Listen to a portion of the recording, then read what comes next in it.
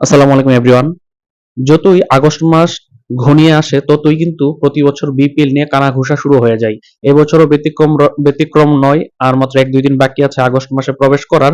মূলত প্রত্যেক বছর বাংলাদেশ ক্রিকেট বোর্ড বিসিবি বা বিপিএল গভর্নিং কাউন্সিলের অ্যালগরিদমটা কাজ করে এভাবেই যখনই আগস্ট মাস আসে, কারণ আগস্ট মাস আসলেই তারা বিপিএল নিয়ে চিন্তা ভাবনা শুরু করে। সারা বছর বিপিএল নিয়ে তাদের তেমন কোনো ধারণা থাকে না। এটা সকলের বোর্ডের সময় আমরা দেখি যে বাপনের বোর্ড বলুন, ফারুক আহমেদের বোর্ড বলুন, আমির ইসলাম বুলবুলের বোর্ড বলুন, এখন হালের তামিম ইকবালের বোর্ড বলুন না কেন, এখনো আজকে কিন্তু একটা বিসিবির একটা বোর্ড মিটিং হওয়ার কথা রয়েছে এবং বিসিবির বোর্ড মিটিং এ কিছু গুরুত্বপূর্ণ সিদ্ধান্ত আসবে। তবে এর সবকিছু ছাপিয়ে গুরুত্বপূর্ণ বিষয় হচ্ছে আসন্ন বিপিএল এ কারা অংশগ্রহণ করতে পারে বা কারা আগ্রহী রয়েছে তাদের নাম কিন্তু আস্তে আস্তে সামনে আসা শুরু করে দিয়েছে।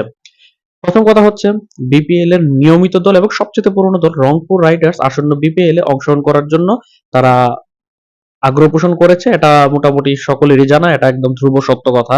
পাশাপাশি গত বিপিএল এ অংশগ্রহণ না করা বিপিএল এর একটি জনপ্রিয় দল ফরচুন বরিশাল, যারা ব্যাক টু ব্যাক 2 আসর চ্যাম্পিয়ন হয়েছে, তারা বিপিএল এ ফিরে আসার জন্য প্রস্তুতি নিচ্ছে। আমরা মোটামুটি 2টা দল আমরা পেয়ে গেলাম।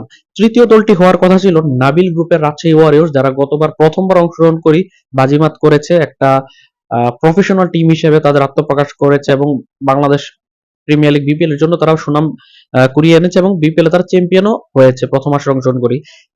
নাবিল গ্রুপের রাজশাহী ওয়ারিয়র্স তো থাকার জরুরি, কিন্তু নাবিল গ্রুপের রাজশাহী ওয়ারিয়র্স থাকবে কি থাকবে না এটা অনেক বড় একটা প্রশ্নের সম্মুখীন। মূলত সবশেষ যে বিপিএল আয়োজিত হয়েছিল সেই বিপিএল এ বোর্ডের সাথে ফরচুন বরিশাল মালিকের মিজানুর রহমানের যে একটা দূরত্ব তৈরি হয়েছিল, সেই দূরত্বের কারণে ফরচুন বরিশাল অংশগ্রহণ করেনি। সেম গত বিপিএল চলাকালীন বিসিবির একজন পরিচালক ছিল যে নাবিল গ্রুপের এই রাজশাহী ওয়ারিয়র্স এর সাথে সম্পৃক্ত ছিল। এখন যেহেতু আগের বোর্ডের কোনো মেয়াদ নেই, তাদের কার্যকারিতা একদম বিলুপ্ত হয়ে গেছে, নতুন বোর্ড দায়িত্ব পেয়েছে। এখন নতুন বোর্ডের অধীনে বিসিবির সাবেক পরিচালক যে নাবিল গ্রুপ বা রাজশাহী ওয়ারিয়র্স এর সাথে সম্পৃক্ততা ছিল, উনি বা উনার দল অংশগ্রহণ করবে কিনা এটা নিয়ে কিন্তু একটা দ্বিধাদ্বন্দ্ব রয়েছে, 50-50 কলে রয়েছে। তাই রাজশাহী ওয়ারিয়র্স কনফার্ম অংশগ্রহণ করবে এটা বলার কোনো সুযোগ নেই, করতেও পারে নাও করতে পারে। তবে গতবার সবচেয়ে বেশি ফিক্সিং এলিগেশন আসা এবং পেমেন্ট ইস্যু থেকে শুরু করে কোচদের ইস্যু এবং নানাবিধ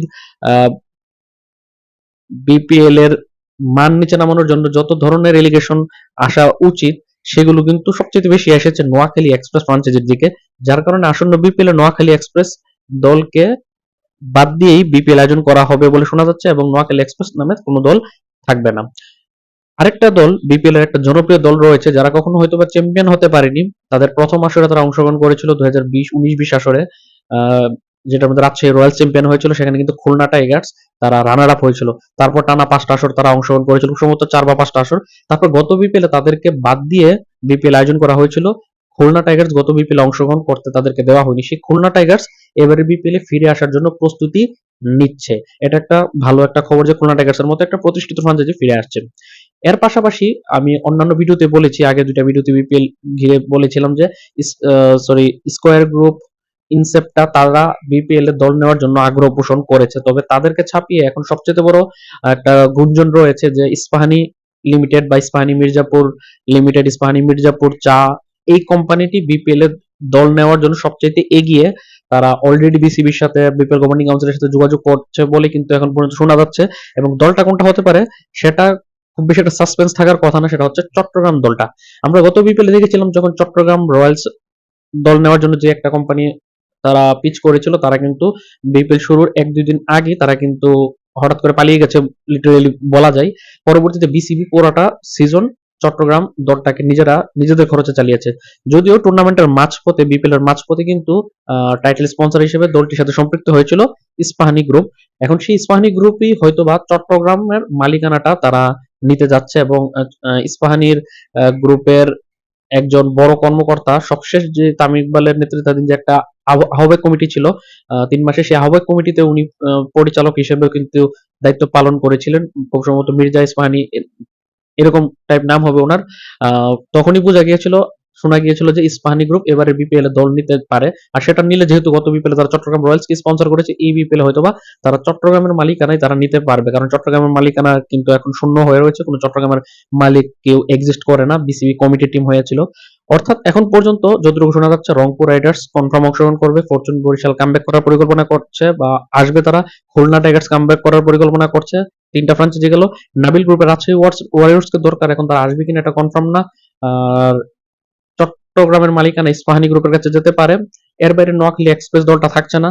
এখন ঢাকা, সিলেট এগুলোর মালিকানায় কারা আসবে বা রাজশাহীর দল থাকবে কিনা এখন আস্তে আস্তে আমরা জানতে পারবো। এখন ইস্পাহানি, স্কয়ার এবং ইনসেপ্টা কোন ফ্রাঞ্চাইজিগুলো নেওয়ার জন্য আগ্রহ পোষণ করেছে এখন পর্যন্ত কিন্তু সেটার কোনো তথ্য উপাত্ত পাওয়া যায়নি। আস্তে আস্তে কিছু আপডেট আসা শুরু করবে। আজকের বিসিবির বোর্ড মিটিং এর পর হয়তো আমরা বিপিএল কিভাবে আয়োজিত হবে, কয় বছরের ফ্রাঞ্চাইজি দেওয়া হবে, এবছর আয়োজন করলে কোন সময় করবে, প্লেয়ার্স ড্রাফট কোন সময়, এসব তো বিষয় নিয়ে আলোচনা বিসিবির বোর্ড মিটিং এ হবে। তারপর সিদ্ধান্ত হয়তো আসতে পারে বা আজকে তারা প্রেস ব্রিফিং করেও জানাতে পারে, তবে সেটার কোনো নিশ্চয়তা নেই, তারা নাও করতে পারে।